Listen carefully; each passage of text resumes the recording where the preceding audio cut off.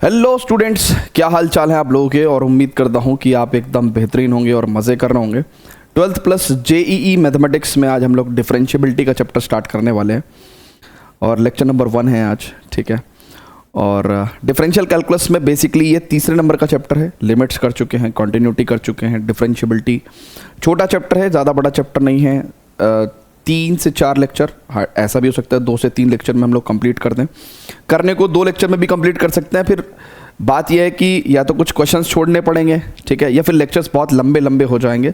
तो ऐसा कोई पैनिक करने की ज़रूरत नहीं है, आराम से सीखते हैं, ठीक है। मैं लेंथी लेक्चर्स को जनरली अवॉइड करता हूँ, फिर भी कुछ कुछ देखो लंबे हो जाते हैं। खैर एनीवेज, सो डिफरेंशियबिलिटी स्टार्ट करते हैं। बढ़िया चैप्टर है, आसान सा चैप्टर है। जेईई में काफ़ी क्वेश्चंस पूछे जाते हैं, है ना, प्रीवियस ईयर्स में। सो डिफरेंशियबिलिटी स्टार्ट करते हैं भाई। डिफरेंशियबिलिटी, ठीक है।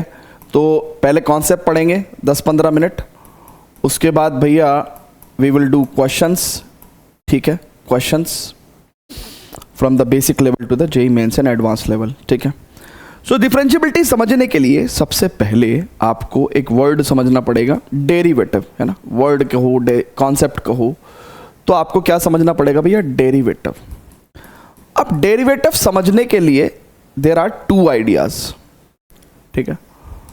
डेरिवेटिव के 2 आइडिया हैं, एक ज्योमेट्रिकल आइडिया है, एक क्वांटिटेटिव आइडिया है।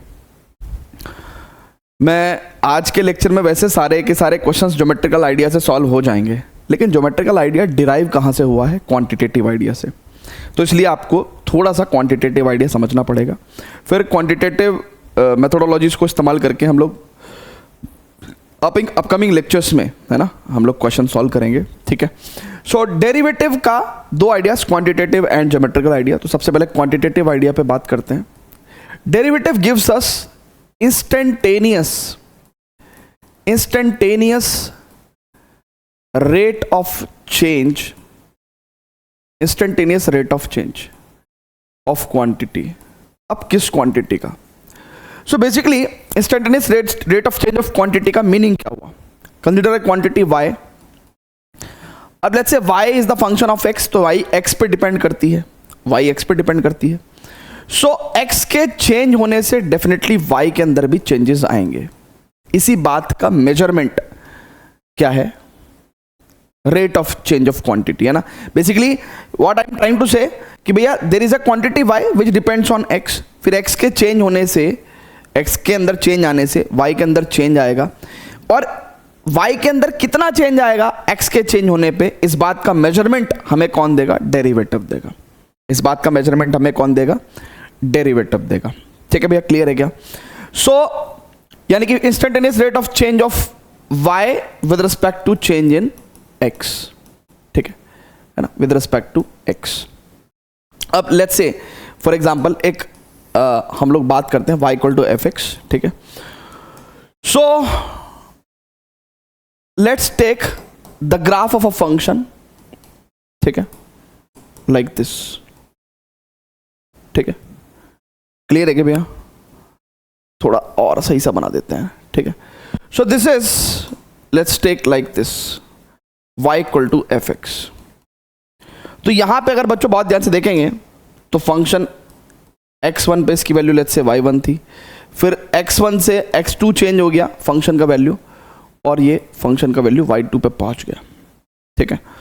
सो सही मायने में अगर हम बहुत ध्यान से देखें तो over an interval change in x कितना है बच्चों? यानी कि delta x, change in x मतलब डेल्टा x कितना है? It is x2 minus x1। And change in y की बात करें बच्चों तो it is delta y, that is y2 minus y1। तो अगर मैं आपसे पूछूं कि रेट ऑफ चेंज, रेट, देखिए रेट की बात जब भी हम लोग करते हैं जिंदगी में कि भैया 4 टिकट है, किस रेट से भैया, है ना, 200 रुपये पर टिकट के हिसाब से। तो जब भी हम लोग रेट की बात करते हैं तो हम लोग पर यूनिट की बात करते हैं, है ना, पर यूनिट की बात करते हैं। जैसे अब भैया 4 आईफोन दे देना, है ना, तो किस रेट से भैया, है ना, लेट्स से 70,000 के रेट से। ऐसे तो रेट की जब हम लोग बात करते हैं तो पर यूनिट की बात करते हैं। तो rate of change of y, यानी कि rate of change of y का मतलब क्या है? हम लोग चेंज इन y की बात कर रहे हैं with respect to change in x। With respect to x का मतलब कि per unit change in x की बात कर रहे हैं। So delta of y upon delta x. So rate of change of y with respect to x is nothing but the delta y upon delta x. Okay. अब इसको मैं ऐसे भी लिख सकता हूँ y2 minus y1 upon x2 minus x1. So it is nothing but the rate of change of y with respect to x. फिलहाल की स्थिति में हमने ये rate of change and points को कंसीडर करते हुए निकाला है, यानी कि हमने अलोंग दिस पाथ निकाल दिया, यानी कि ये एवरेज रेट ऑफ चेंज है। एवरेज रेट ऑफ चेंज है, ये क्या है बच्चों? This is average rate of change. Average rate of change पूरे एंटायर इंटरवल का एक net change in y with respect to net change in x, है ना, हमने बता दिया। पर एक्चुअल में ग्राफ हमारा इसके अलोंग है, यानी कि एक्चुअली में जो चेंज होने का बिहेवियर है y का विद रिस्पेक्ट टू x, वो ये एक्चुअल ग्राफ ही बता सकता है, एक्चुअल पाथ ही बता सकता है। तो मैं एक्चुअल पाथ पे rate of change of y with respect to x में इंटरेस्टेड हूं, और इंस्टेंटेनियस, यानी कि इंस्टेंटेनियस मतलब किसी पर्टिकुलर पॉइंट पे, किसी पर्टिकुलर पॉइंट पे उसने क्या बोला? Instantaneous rate of change of y with respect to x। Instantaneous का मतलब क्या होता है बच्चों?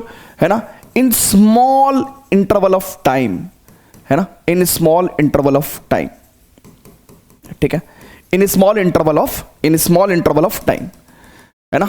एक तरीके से इंस्टेंटेनियस का मतलब क्या होता है भैया? है ना, स्मॉल इंटरवल ऑफ टाइम। अब स्मॉल इंटरवल ऑफ टाइम का मतलब क्या है? तुरंत। इंस्टेंटेनियस मतलब तुरंत, ठीक है। तो तुरंत कैसे चेंज हुआ होगा, जरा बहुत ध्यान से देखिएगा, मैं थोड़ा सा ग्राफ चेंज कर रहा हूं, ठीक है। तुरंत में मतलब की बात कर रहा हूं कि तुरंत मतलब, ठीक है, अगर लेट्स से ग्राफ कुछ ऐसा सा था, है ना, तो मैं किस में इंटरेस्टेड हूं? मैं इसमें इंटरेस्टेड हूं कि x पर्टिकुलर पॉइंट x पे, है ना, तुरंत का मतलब क्या है भैया? For a very small change in x, for a very small change in x मैं small change in y calculate करना चाहता हूं, यानी कि मैं basically delta y over delta x, है ना, कैसे कैलकुलेट करना चाहता हूं? तुरंत। तुरंत मतलब for a very small interval of time. अच्छा, स्मॉल इंटरवल ऑफ टाइम में x भी तो, x के अंदर भी तो स्मॉल चेंजेस ही आए होंगे ना, नहीं आ रही बात समझ में? इंस्टेंटेनियस का मतलब क्या है? Small interval of time. Small interval of time में x के अंदर भी वेरी स्मॉल चेंज आया होगा। वेरी स्मॉल चेंज मतलब लेट्स से अगर ये x पे है तो यहां पे x प्लस h पे पहुंच गया, यानी कि for this very small change in x मैं y को मेजर करना चाहता हूं। For a very small change in x rate of change of y with respect to x क्या कहलाएगा? डेरिवेटिव कहलाएगा। बल्कि मैं तो ये कह दूं स्मॉल इंटरवल ऑफ टाइम को भी छोड़ दो, ठीक है, मैं तो कह देता हूं कि स्मॉल इंटरवल ऑफ टाइम में क्या होगा? x के अंदर वेरी स्मॉल चेंज आएगा। तो मैं तो इंस्टेंटेनियस का दूसरा मीनिंग क्या ले रहा हूं? For a very small change in x, for a very small change in x। कितना स्मॉल, है ना, लेट्स से मैं कहता हूं इतना स्मॉल चेंज, है ना, delta x is very close to zero, delta x very close to zero. तो for a very small change in x, है ना, limit delta x tends to zero, delta y upon delta x is called as dy by dx, and this quantity is called as derivative. This quantity is called as derivative, ठीक है। तो इसका मतलब derivative is what? It is delta y upon delta x for a very small change in x, and in short we denote it from dy by dx, है ना। dy by dx अपने को derivative देता है ना। तो it is instantaneous rate of change of y with respect to x, whereas this was average rate of change of y with respect to x। Clear है बच्चों? ठीक है, चलो, तो इतनी राम कहानी से बेहतर है कि हम लोग अब जब डेरिवेटिव को हमने समझ ही लिया है, ठीक है, तो फटाफट से नोट कर लेंगे प्लीज, फटाफट से नोट कर लेंगे, फटाफट से नोट कर लेंगे। तो फटाफट से नोट कर लिया आपने, तो हमारे काम की क्या चीज थी भैया? हमारे काम की चीज ये है ना, हमारे काम की चीज ये है, ठीक है। अब बच्चों बहुत ध्यान से देखेंगे, इसका फॉर्मूला भी ऑब्टेन कर लेंगे हम लोग, है ना। अब बच्चों बहुत ही ध्यान से देखिएगा, डेरिवेटिव क्या हुआ भैया? Delta y upon delta x, where delta x tending towards zero. Now अब for very small change in x की बात करेंगे बच्चों, तो ये पॉइंट अगर हम देखेंगे, सो दिस पॉइंट पे फंक्शन की वैल्यू लेट्स से fx हुई, राइट। तो x प्लस h पे क्या होगी? f of x plus h। तो यानी कि चेंज इन y कितना होगा, it is f of x plus H minus F x, और चेंज इन x कितना होगा, it is x plus H minus x. और वेयर हम क्या कह रहे हैं, बेसिकली दिस क्वांटिटी, यही तो डेल्टा x है, अब x से x कट गया, तो यानी कि अब बच्चों बहुत ध्यान से देखिएगा, यही तो डेल्टा x है, और हम अगर डेल्टा x को टेंडिंग टुवर्ड्स जीरो कह रहे हैं, तो इसका मतलब डेल्टा x है क्या एग्जैक्टली, इट इज तो h ना, इट इज h, तो यानी कि limit h tends to zero, यानी कि for a very small value of h, है ना, और ये डेल्टा x कितना आ गया भैया, इट इज ओनली h, ठीक है, तो यानी कि यहां पे हम लोगों ने h रख दिया, ठीक है, क्लियर है क्या। So this particular quantity is called as derivative, this particular quantity is called as derivative. तो डेरिवेटिव का ये फॉर्मूला कि हम लोग डेरिवेटिव कैसे निकालते हैं, कैसे ऑब्टेन हुआ, ये मैंने आपको बताया, और इसी का इस्तेमाल करके हम लोग डेरिवेटिव आगे चल के निकालेंगे भी, ठीक है। So derivative is nothing but the for the very small change in x, rate of change of Y with respect to x, ठीक है। अच्छा, ये कहानी भी हम लोग हटा दे रहे हैं, क्योंकि अब हमको काम ही उससे लेना है, हमको काम ही उससे लेना है, ओके। अब इसका दूसरा एस्पेक्ट क्या है बच्चों, दूसरा एस्पेक्ट भी तो लिखना पड़ेगा, it is the geometrical aspect. चाचा जरा चेक करो, ज्योमेट्रिकल एस्पेक्ट। अब इसका ज्योमेट्रिकल एस्पेक्ट क्या है, अब बच्चों आप खुद सोचो, अगर ये y equal to F X था, ठीक है, डेरिवेटिव अभी हम लोगों ने क्या सीखा है भैया, कि for a very small change in x, rate of change of y with respect to x। So let's say इस पर्टिकुलर पॉइंट पे अपन डेरिवेटिव कंसीडर करते हैं, ठीक है भैया, इस पर्टिकुलर पॉइंट पे हम लोग डेरिवेटिव कंसीडर करते हैं x पे। तो x पे डेरिवेटिव का मतलब क्या है, for a very small change in x, right, change in y we have to calculate. तो यहाँ पे फंक्शन की वैल्यू f(x) होगी, यहाँ पे फंक्शन की वैल्यू f(x प्लस h) होगी, ठीक है। तो डेरिवेटिव क्या सिखाया था भैया, change in y with respect to change in x for a very small change in x, है ना, तो limit h tends to zero. अब बच्चों बहुत ध्यान से देखिएगा, अगर मैं बहुत ध्यान से देखिएगा, बहुत बहुत बहुत बहुत बहुत बहुत ही ध्यान से देखिएगा, अगर आप बहुत ही ध्यान से देखेंगे, इस पर्टिकुलर पॉइंट को अगर मैं a बोल दूं और इस पर्टिकुलर पॉइंट को अगर मैं b बोल दूं, तो a पॉइंट के कोऑर्डिनेट्स कितने होंगे, x, a कहाँ है, x पे है, और फंक्शन की वैल्यू x पे f(x),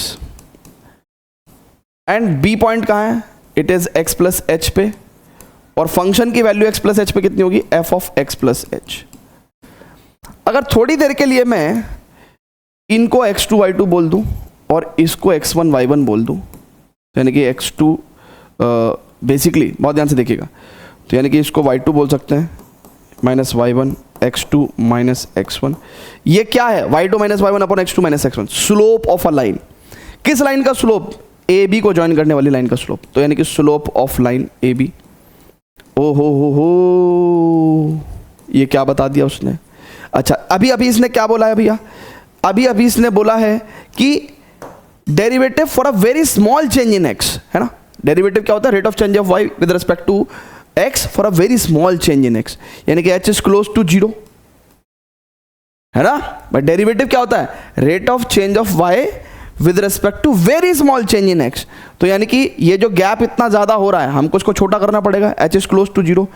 तो जब गैप छोटा करेंगे, ठीक है, डेरिवेटिव के लिए, तो ये जो एच क्लोज टू जीरो जाएगा, तो यानी कि ये वाला जो पॉइंट इतनी दूर है ना, वो क्या आ जाएगा, बहुत नजदीक आ जाएगा, यानी कि बी पॉइंट, क्योंकि ये वाला पॉइंट ही तो बी पॉइंट है बेसिकली, तो बी पॉइंट भी यहां आ जाएगा नजदीक, ठीक है, यानी कि दो पॉइंट बहुत ही क्लोज हो गए, ठीक है, दो पॉइंट बहुत ही क्लोज हो गए। बताऊं कितने क्लोज हो गए बच्चों, ए पॉइंट ये रहा, ठीक है, और बी पॉइंट ये रहा, इतने क्लोज हो गए बच्चों ये, ठीक है। तो अब ये जो slope of line A B है, यानी कि जो अब ए बी लाइन है ना, क्योंकि अब बी जो नया बी है वो यहां की जगह यहां पे आ गया। अब अगर लाइन ए बी को अगर मैं ड्रॉ करता हूं, अगर मैं लाइन ए बी को ड्रॉ करता हूं, ठीक है, तो लाइन ए बी कैसी लग रही है, tangent at point A. Line A B कैसी लग रही है बच्चों, लाइन ए बी कैसी लग रही है, अब tangent at point A, tangent at A, ठीक है, या फिर एट ए पॉइंट को हम लोग मोर प्रिसाइजली बोले तो टेंजेंट एट एक्स, ठीक है ना, यानी कि जिस पॉइंट पे हम लोगों ने डेरिवेटिव कंसिडर किया है। यानी कि अगर सेंटेंस पूरा करें तो स्लोप ऑफ टेंजेंट, ओ हो slope of tangent at x. तो हमने क्या सीख लिया, इसका मतलब जिस पॉइंट पे हम लोग डेरिवेटिव कंसिडर करते हैं, है ना, उस पर्टिकुलर पॉइंट पे भाई किसी भी फंक्शन में अगर किसी पर्टिकुलर पॉइंट पे हम लोग डेरिवेटिव कंसिडर कर रहे हैं तो वो बेसिकली किसके इक्वल है, slope of the tangent at that particular point. तो ये तो डेरिवेशन वाला पार्ट था, राइट। इसी बात को नोट कर लीजिए प्लीज, थोड़ा सा सिंपली लिख दें क्या, सिंपली, ठीक है, सिंपली लिख दें क्या, सिंपली लिख देते हैं। तो बेसिकली इस बात को अगर हम लोग बहुत ही सिंपली लिखेंगे, है ना, ये तो हमने आपको बता दिया, इस बात को अगर बहुत ही सिंपली लिखेंगे तो सिंपली क्या बोलेंगे भैया, अगर there is a function y equal to F X, ठीक है ना, तो भैया किसी पर्टिकुलर पॉइंट x की बात कर रहे हैं तो डेरिवेटिव, है ना, basically the derivative dy by D X, ठीक है, ये फंक्शन का ग्राफ होगा भैया y equal to F X, ठीक है। सो किसी पर्टिकुलर पॉइंट पे अगर हम लोग dy बाई डी एक्स निकाल रहे हैं तो यानी कि ये हमको क्या देगा, स्लोप ऑफ द टेंजेंट के इक्वल होगा। So derivative is basically equal to the slope of the tangent उस पर्टिकुलर पॉइंट पे, ठीक है भैया, क्लियर है क्या, आपको बात समझ में आ रही है।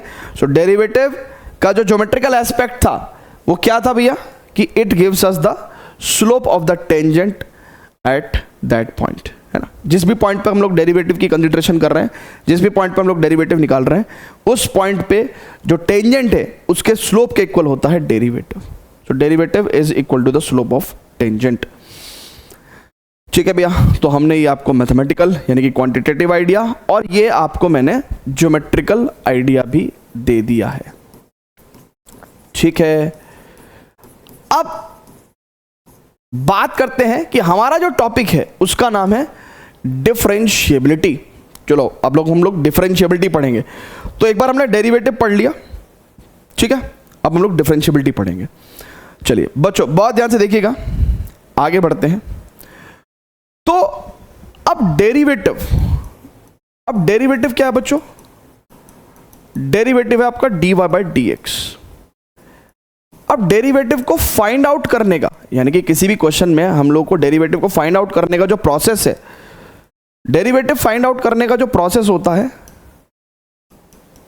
उसको बोलते हैं हम लोग डिफरेंशिएशन, जिसके ऊपर हमारा पूरा अगला चैप्टर है, जिसके अंदर हम लोग क्या करेंगे, दबा के डेरिवेटिव निकालेंगे, है ना, डिफरेंट फंक्शंस के डिफरेंट पॉइंट्स पे, ठीक है ना।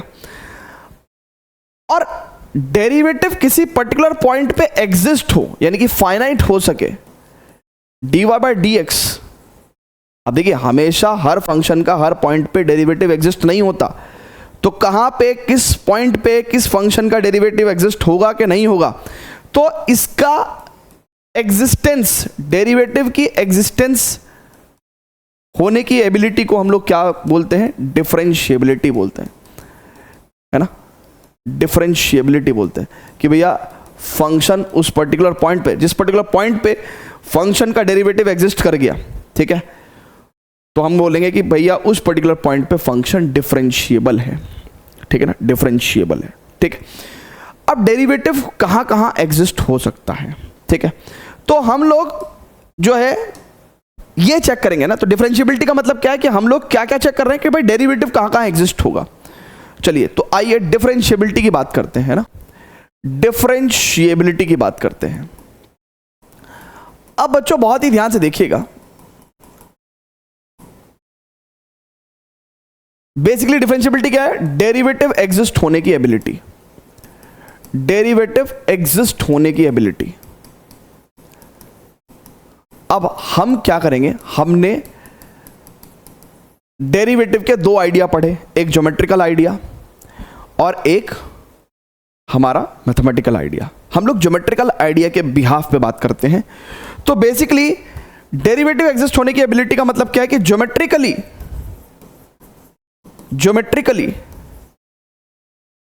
टेंजेंट ड्रॉ होने की एबिलिटी, यानी कि किसी भी फंक्शन पे अगर हम लोग टेंजेंट ड्रॉ कर दें किसी पर्टिकुलर पॉइंट पे, तो अगर टेंजेंट ड्रॉ कर दी तो स्लोप ऑफ टेंजेंट भी निकल जाएगा, मतलब फंक्शन का डेरिवेटिव भी निकाल सकते हैं। तो ज्योमेट्रिकली टेंजेंट ड्रॉ होने की एबिलिटी, टेंजेंट ड्रॉ होने की एबिलिटी, टेंजेंट ड्रॉ होने की एबिलिटी, ठीक है। तो यानी कि हम लोग अब इस आधार पे कि कहाँ कहाँ पे हम लोग टेंजेंट ड्रॉ कर पाएंगे, कहाँ कहाँ टेंजेंट ड्रॉ नहीं कर पाएंगे, हम बताएंगे कि फंक्शन डिफरेंशिएबल है कि नहीं है, ठीक है।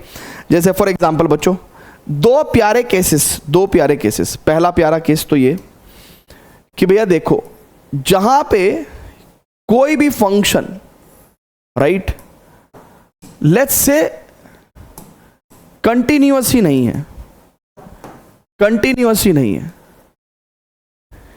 अब जब फंक्शन कंटिन्यूअस ही नहीं है तो आप इस पर्टिकुलर पॉइंट पे let's say x is equal to a, जिस पॉइंट की मैं बात कर रहा हूं, क्या फंक्शन डिफरेंशिएबल होगा? आप टेंजेंट ड्रॉ नहीं कर सकते, भैया। टेंजेंट ड्रॉ करने के लिए आपको टच करने के लिए एक पॉइंट चाहिए, टच करने के लिए यहां पे कुछ है ही नहीं।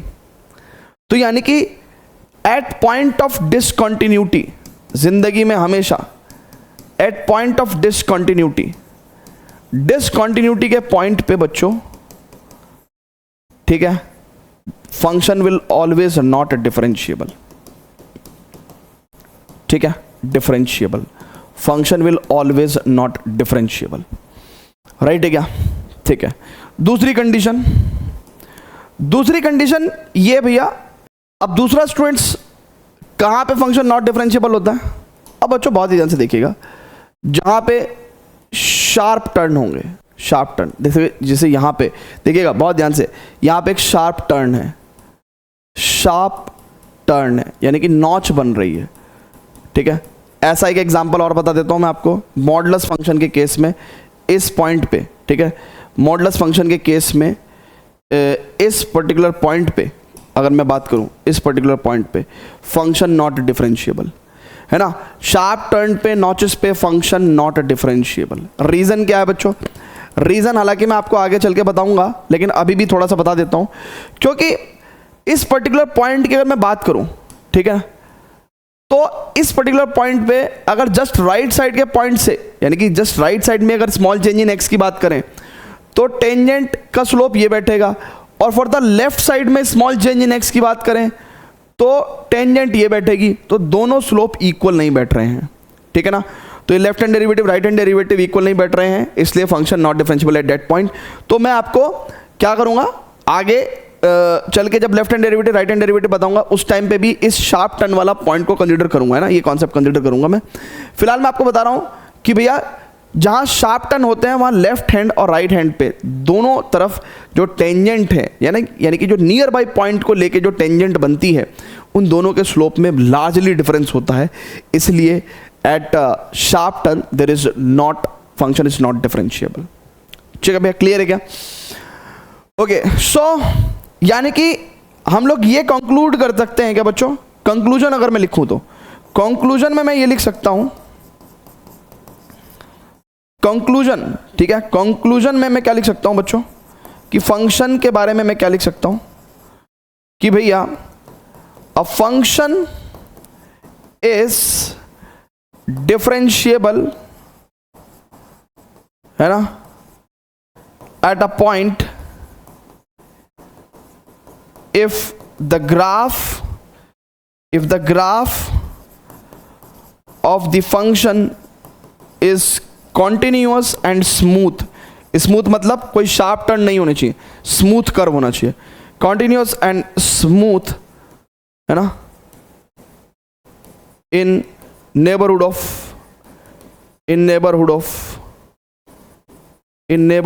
of that point, है ना। A function is differentiable at a point if the graph of function, है ना, at a point, let's say consider the fact कि at a point x is equal to a, if the graph of the function is continuous and smooth in the neighborhood of x equal to a, यानी कि x equal to a, जिस point पे हम लोग differentiability consider कर रहे हैं उस पर्टिकुलर पॉइंट पे फंक्शन कंटिन्यूअस होना चाहिए एंड स्मूथ ग्राफ होना चाहिए, तो हम लोग कहेंगे कि भैया फंक्शन उस पर्टिकुलर पॉइंट पर डिफरेंशिएबल होगा। अब इस डेफिनेशन के आधार पे हमारे पास जो हमने फंक्शंस पढ़े थे, ठीक है, आइलेट फंक्शन खासकर, ठीक है, उनकी डिफरेंशिएबिलिटी पे थोड़ी सी चर्चा हो जाए, है ना, उनकी डिफरेंशिएबिलिटी पे थोड़ी सी चर्चा हो जाए। तो चलो अब दो बातें मैं आपको बताऊंगा, ठीक है। क्या बताऊंगा कि भैया डिफरेंशिएबिलिटी एंड कंटिन्यूटी में किस तरह का रिलेशन आपको देखने को मिलेगा, ठीक है। दूसरी आइलेट फंक्शन की डिफरेंशिएबिलिटी की बात करेंगे, है ना। तो नेक्स्ट पेज पे बात करेंगे, फिलहाल फटाफट से प्लीज इसको नोट कर लीजिए एंड उसके बाद सीधा डायरेक्टली क्वेश्चंस करने हैं, ठीक है। ओके स्टूडेंट्स, अब सबसे पहले बताता हूं मैं आपको, तो लिखिए relation between continuity and differentiability at a point, and differentiability at a point. अब बच्चों बहुत ही ध्यान से देखिएगा, अगर किसी पॉइंट पे फंक्शन कंटिन्यूअस है, राइट, तो जरूरी नहीं है कि वो डिफरेंशिएबल होगा, मे और मे नॉट डिफरेंशिएबल। रीजन क्या पता कंटिन्यूअस हो बट शार्प टर्न हो जाए, शार्प टर्न हो जाए। एग्जाम्पल के तौर पे ये देखिए आप, है ना, फंक्शन कंटिन्यूअस भी है बट डिफरेंशिएबल नहीं है इस पर्टिकुलर पॉइंट पे, है ना। ओके, अगर कहीं पे नॉट कंटिन्यूअस है, राइट, या फिर अगर हम लोग बोले अगर डिफरेंशिएबल है, अब देखिए डिफरेंशिएबल होता ही तब है जब फंक्शन का ग्राफ उस पर्टिकुलर पॉइंट पे कंटिन्यूअस और स्मूथ हो। तो इसका मतलब डिफरेंशिएबल अगर कोई फंक्शन है तो जिंदगी में हमेशा कंटिन्यूअस होगा। क्यों? क्योंकि डिफरेंशिएबिलिटी तो खुद ही कहता है कि किसी पर्टिकुलर पॉइंट पे फंक्शन डिफरेंशिएबल होगा अगर वहां पे ग्राफ कंटिन्यूअस है और स्मूथ है, ठीक है। अच्छा, नॉट कंटिन्यूअस, जिंदगी में हमेशा समझ लो कि अगर किसी पॉइंट पे फंक्शन कंटिन्यूअस ही नहीं है तो इसका मतलब नॉट डिफरेंशिएबल होगा, ठीक है ना। अभी पीछे बताया भी है, क्योंकि डिफरेंशिएबल होने की दो कंडीशन, एक स्मूथ ग्राफ और एक कंटिन्यूअस होना चाहिए। तो नॉट कंटिन्यूअस मतलब नॉट डिफरेंशिएबल। अच्छा, नॉट डिफरेंशिएबल की बात करेंगे हम लोग, नॉट डिफरेंशिएबल। अब किसी पॉइंट पे अगर फंक्शन नॉट डिफरेंशिएबल है तो वो कंटिन्यूअस हो भी सकता है और नहीं भी हो सकता है, मे और मे नॉट कंटिन्यूअस। क्यों? क्योंकि भाई देखो ना, not differentiable, smooth, sharp turn की बात कर रहे हैं, यहां पे नॉट डिफरेंशिएबल है बट कंटिन्यूअस तो है ना। भाई बहुत ध्यान से देखेंगे, इस पॉइंट पे डिफरेंशिएबल नहीं है बट कंटिन्यूअस है, ठीक है। क्लियर है क्या? लेकिन अगर दूसरी बात करें हम लोग, कोई फंक्शन है यहां पे डिसकंटिन्यूटी की वजह से नॉट डिफरेंशिएबल है तो यहां पे फंक्शन कंटिन्यूअस भी नहीं है। तो नॉट डिफरेंशियल मतलब फंक्शन कंटिन्यूअस भी हो सकता है और नॉट कंटिन्यूअस भी हो सकता है, ठीक है। अच्छा, ये बातें पढ़ ली हम लोगों ने। अब आइलेट फंक्शन जो हमने पढ़ा था, ठीक है, आइलेट फंक्शन। अब देखिए कॉमन सेंस है, कॉमन सेंस है। फंक्शन कहां डिफरेंशिएबल होता है? जहां पे फंक्शन का ग्राफ कंटिन्यूअस एंड स्मूथ होता है। तो मैं आपको बता दूं कि कुछ बातें लिखवा रहा हूं। पॉलिनोमियल फंक्शन ये हर जगह कंटिन्यूअस एंड स्मूथ होते हैं, right. Sine x cos x, right, ये भी हर जगह कंटिन्यूअस एंड स्मूथ होते हैं, अपनी डोमेन में तो खासकर। ई पावर एक्स, है ना, यानी कि ये फंक्शन ऐसे हैं जो कि डिफरेंशिएबल है for all X belongs to R, हर रियल नंबर पे डिफरेंशिएबल है, और डिफरेंशिएबल है तो ये कंटिन्यूअस भी हैं ऑब्वियसली। लॉग एक्स की बात करूंगा मैं, तो it is differentiable for all X belongs to R positive, ठीक है। मॉडुलस फंक्शन की अगर मैं बात करूंगा बच्चों, सो मॉडुलस फंक्शन की अगर मैं बात करूं, f x is equal to modulus x minus a, तो जहां पे ये इनसाइड क्वांटिटी जीरो हो जाती है, यानी कि क्रिटिकल पॉइंट पे फंक्शन नॉट डिफरेंशिएबल होगा, हमेशा नॉट डिफरेंशिएबल होगा, ठीक है। इसके अलावा जो ग्रेटेस्ट इंटीजर फंक्शन है या फिर फ्रैक्शनल पार्ट फंक्शन है, आपको तो पता ही है कि x बिलोंग्स टू इंटीजर्स पे, यानी कि इंटीजर्स पे ये नॉट कंटिन्यूअस होंगे, तो नॉट कंटिन्यूअस होंगे तो नॉट डिफरेंशिएबल भी होंगे, ठीक है ना। बाकी इसके ग्राफ स्मूथ ही रहते हैं, कोई इशू नहीं है। इसके अलावा सिग्नम फंक्शन की अगर मैं बात करूं तो x इक्वल टू 0 पे ये डिसकंटिन्यूअस होता है, तो इसका मतलब वहां पे ये नॉट डिफरेंशिएबल भी होगा, ठीक है। क्लियर है बच्चों?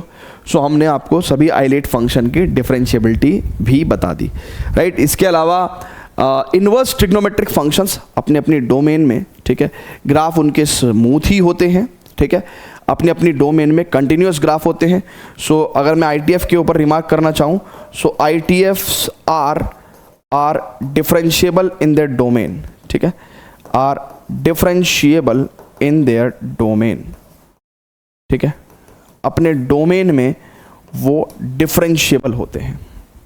ठीक है भैया, क्लियर है क्या भाई? क्योंकि अपने डोमेन के अंदर वो कंटिन्यूस होते हैं और सभी ITF फंक्शंस जो हैं वो स्मूथ ग्राफ ही देते हैं, राइट? तो इसलिए they are differentiable in their domain. ठीक है, क्लियर है क्या बच्चों? चलिए फटाफट से इतनी जानकारी प्लीज प्लीज प्लीज नोट कर लीजिए। अब हम लोग क्या करेंगे भैया? क्वेश्चंस करेंगे। So there are total 7 questions, ठीक है, total 7 questions in this today's lecture जो हम लोग सॉल्व करेंगे और आसान है, ग्राफिकल बेस्ड हैं, साफ साफ हमको यही चेक करना है कि फंक्शन का ग्राफ कहाँ कॉन्टिन्यूअस एंड स्मूथ है वहाँ पे डिफरेंशिएबल होगा, जहाँ पे कॉन्टिन्यूअस नहीं है या फिर स्मूथ नहीं है वहाँ उन जगहों पे हम लोग नॉट डिफरेंशिएबल बोल देंगे। ठीक है, फटाफट से इतनी जानकारी प्लीज नोट करिए। Pause the video, note it down बच्चों प्लीज। चलिए स्टूडेंट्स, तो क्वेश्चन नंबर फर्स्ट को देखते हैं। सितंबर 2020, अच्छा 2020 में वो कोविड की वजह से ना जेई का एग्जाम थोड़ा लेट हो गया था सितंबर में। चलिए, so we need to find out what कह रहा है कि भाई FR2R be a function defined by fx equal to max of x comma x square, let S denote the set of all the points in R where f is not differentiable। तो हमको एक ऐसे points का set बताना है जहां पे ये फंक्शन नॉट डिफरेंशिएबल है। ठीक है, अब बच्चों बहुत ध्यान से देखिएगा, ये फंक्शन को ड्रॉ करना बड़ा आसान है ना, बहुत ही इजी क्वेश्चन है ये। मैक्स ऑफ x और x स्क्वायर, तो मतलब क्या है बच्चों? अगर मैं दोनों फंक्शन के ग्राफ को ड्रॉ करूंगा, ठीक है, मैंने दोनों फंक्शन के ग्राफ को ड्रॉ करूंगा, तो y इक्वल टू एक्स कैसा होगा? It is like this only, ठीक है, and y equal to X square कैसा होगा? It is like this only, like parabola graph, ठीक है, this is y equal to X square, this is y equal to X. अब अपने को maximum लेना है, राइट, मैक्सिमम। सो देखिए इधर तो मैक्सिमम कौन सा चल रहा है भैया? यही, फिर इस यहां से लेके यहां तक मैक्सिमम ये चलने लगा और फिर यहां से ये चलने लगा। तो अब बच्चों बहुत ध्यान से देखिएगा कि हमको दो जगह पे, देखिए फंक्शन का ग्राफ आप जरा समझिएगा, दो जगह पे हमको शार्प टर्न मिल रहे हैं। ठीक है, एक इस जगह पे, एक इस जगह पे। ये पॉइंट सर्टेनली क्या है? x इक्वल टू 0 है, चलो ठीक है। ये पॉइंट, अब ये पॉइंट क्या है? Point of intersection of y equal to X square and y equal to X. तो यहाँ पे ये दोनों कहाँ पे इंटरसेक्ट करते हैं? सो बेसिकली एक तो 0 0 पे और एक 1 1 पे, ठीक है। सो यानी कि ये पॉइंट ऑफ, है ना, यहाँ पे शार्प टर्न है ना। देखिएगा ना बच्चों बहुत ध्यान से, शार्प टर्न आपको समझ में आ रहा है क्या? नहीं आ रहा है, ठीक है। कलर कुछ और लूँ क्या? कुछ और लूँ क्या? इतने कलर ले लिया अभी हमने अब, ठीक है। थोड़ा सा कलर को, पेन को मोटा कर लेते हैं ना। ये देखिएगा, अब आपको समझ में आएगा बच्चों।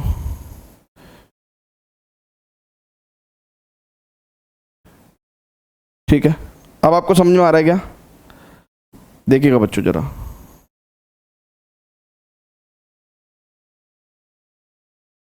है ना, आ रहा है क्या समझ में? ठीक है, ठीक है। तो दो जगह पे आपको शार्प टर्न दिखाई दे रहे होंगे, ठीक है, एक इस पॉइंट पे और एक इस पॉइंट पे। So this is x equal to 0 and x equal to 1। So this is the points where the function will be not differentiable. तो मैक्स का मतलब क्या है कि भैया मैक्सिमम ऑफ x और x स्क्वायर। तो मैक्सिमम वैल्यू हमने ली और उस हिसाब से हमारे पास ग्राफ ये आया। And then we have found कि भैया x equal to 0 and x equal to 1 पे, x equal to basically x equal to 0 and x equal to 1, ये तो यहाँ से तो देख के ही पता चल रहा है कि x इक्वल टू 0 है। x इक्वल टू 1 कहाँ से है भैया? इन दोनों के पॉइंट ऑफ इंटरसेक्शन से अपने को एक पॉइंट ये मिलेगा, एक पॉइंट ये मिलेगा। तो दिस पॉइंट विल बी 1, 1, ठीक है, दिस पॉइंट विल बी 1, 1। ठीक है भैया, जल्दी से बता दीजिए प्लीज। नेक्स्ट क्वेश्चन पे चलें क्या? अब स्टूडेंट्स क्वेश्चन नंबर 2 देखेंगे। Correct, consider the function this fx equal to modulus x minus 2 plus modulus x minus 5 where x belongs to R। Statement 1 कहता है f' 4 equal to 0 and f is continuous in closed interval 2 to 5 differentiable in 2 to 5 and F2 equal to this. तो दो statement, basically assertion reason वाला question है ये। Statement 1 true है, statement 2 true नहीं है, ऐसे करके कुछ क्वेश्चंस होते हैं।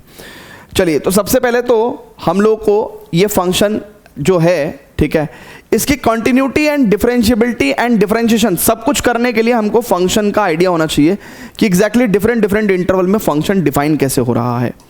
ठीक है, तो मैं सिंपली क्या कर दे रहा हूं, बहुत ध्यान से देखिएगा बच्चों। मैं यहां पे डायरेक्टली, ठीक है,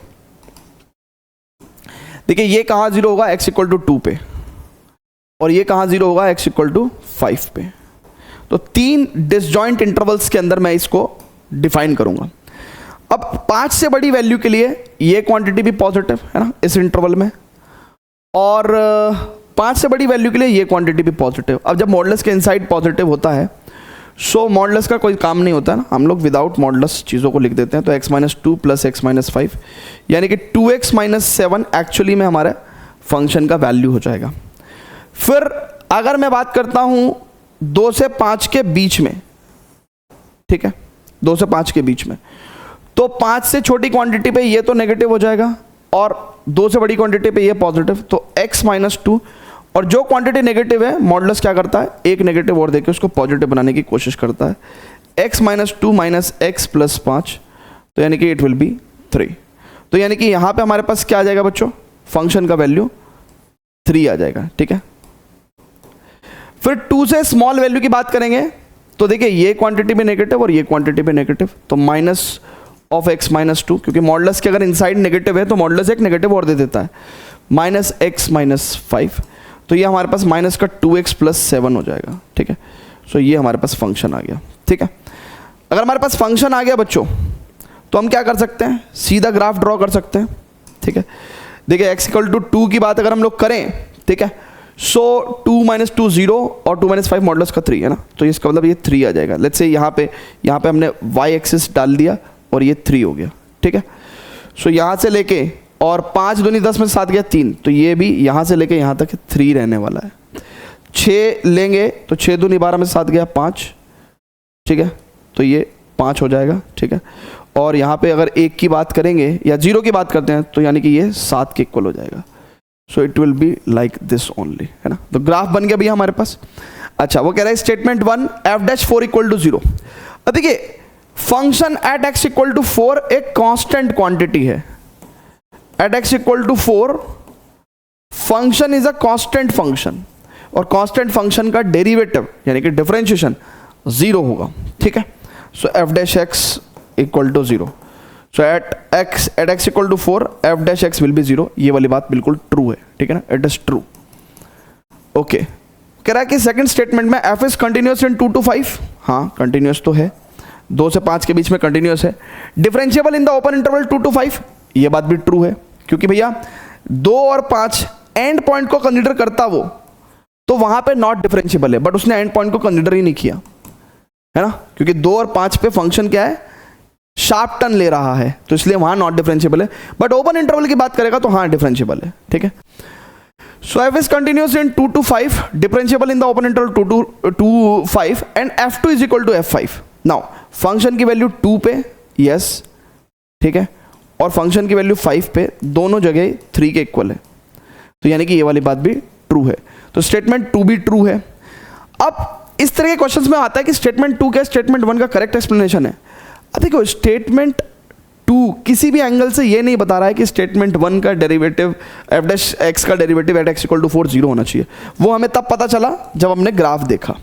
स्टेटमेंट 2 से नहीं पता चल रहा है। स्टेटमेंट 2 से इतनी जानकारी है कि भैया अगर हम लोग देखें तो x इक्वल टू 2 और x इक्वल टू 5 पे फंक्शन कंटिन्यूअस है, डिफरेंशिएबल है, तो इसका मतलब क्या है भैया, और 2 और 5 पे फंक्शन की वैल्यू भी इक्वल है। तो मान लो फंक्शन की वैल्यू 2 पे भी इतनी है, 5 पे भी इतनी है, और फंक्शन 2 और 5 के बीच में कंटिन्यूअस है, यानी कि कहीं ब्रेक नहीं हो रहा है, और डिफरेंशिएबल होने के लिए स्मूथ भी है।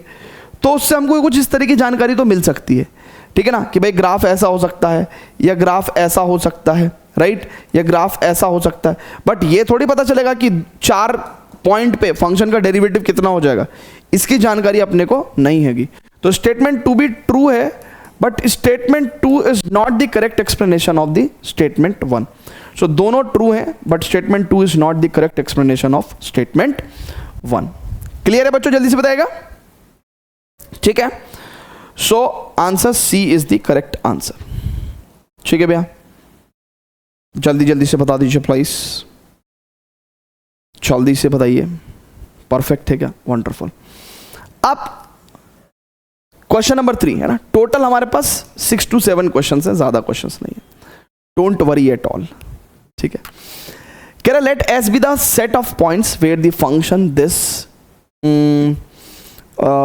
वेयर द फंक्शन दिस, ये कैसा फंक्शन है भाई, क्या एक और मॉडुलस भी आएगा क्या, हाँ, या फिर ये गलत दे रखा है ना। एक बार क्वेश्चन को चेक करना पड़ेगा, एक बार क्वेश्चन को चेक करना पड़ेगा बाबा, एक बार क्वेश्चन को चेक करना पड़ेगा बाबा। बात है इस कदर दिल है टूटा। कौन सा क्वेश्चन है, क्वेश्चन नंबर 3।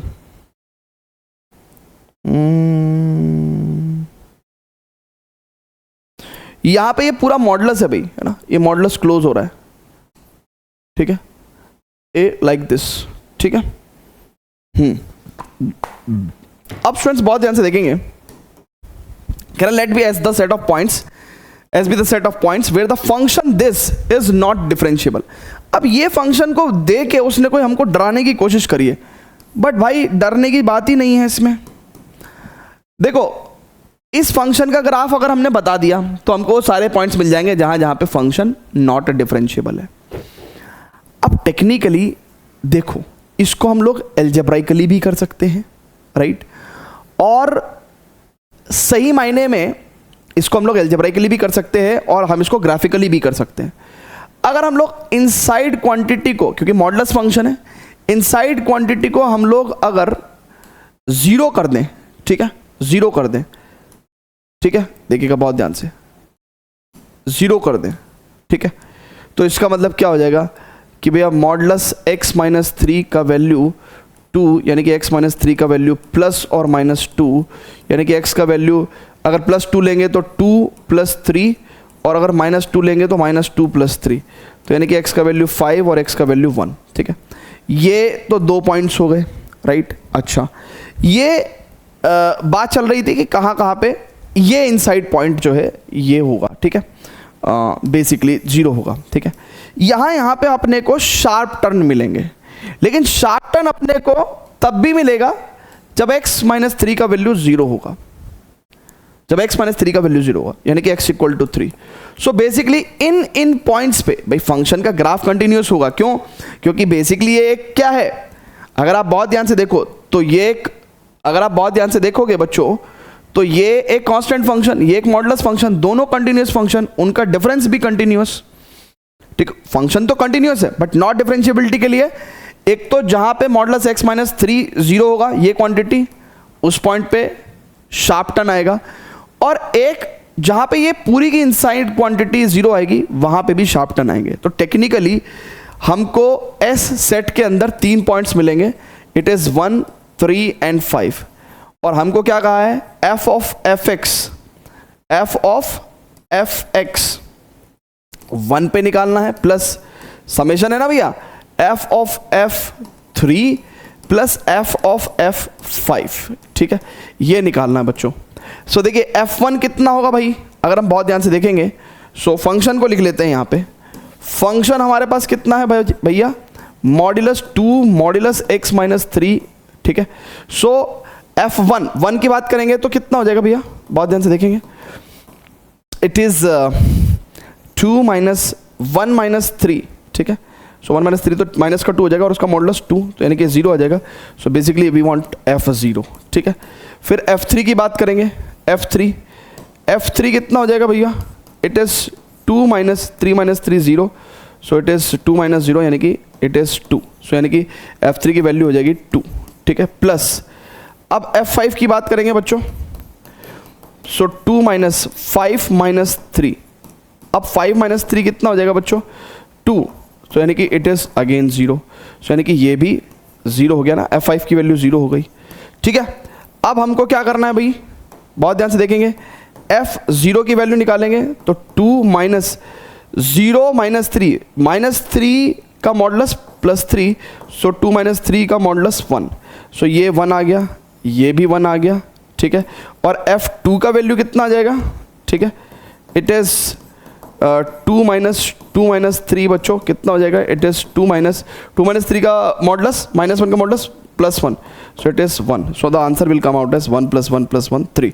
easy question, ठीक है।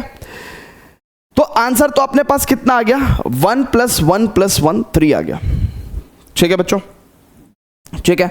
हमने f1 निकाला, f3 निकाला, f5 निकाला, फिर f0, f2, बेसिकली f1 की वैल्यू हमारे पास 0 आ गई, f3 की वैल्यू हमारे पास 2 आ गई, और f5 की वैल्यू भी हमारे पास 0 आ गई। फिर हमने f0, f2 और f0 निकाला, तो उससे हमारे पास फाइनली एडिशन 3 आ गया, so the answer will come out as 3। Yes. इसके अलावा अगर किसी बच्चे को इसको एल्जेब्राइकली नहीं करना था, ठीक है, तो ग्राफिकली भी वो बड़े प्यार से कर सकता था। कैसे कर सकता था भैया, बहुत ध्यान से देखेंगे बच्चों। अब आपको भी पता है कि मॉडुलस x - 3 का ग्राफ कैसा होता है भैया, ठीक है, x = 3 पे, ठीक है, x = 3 पे इसका ग्राफ ऐसा होता है।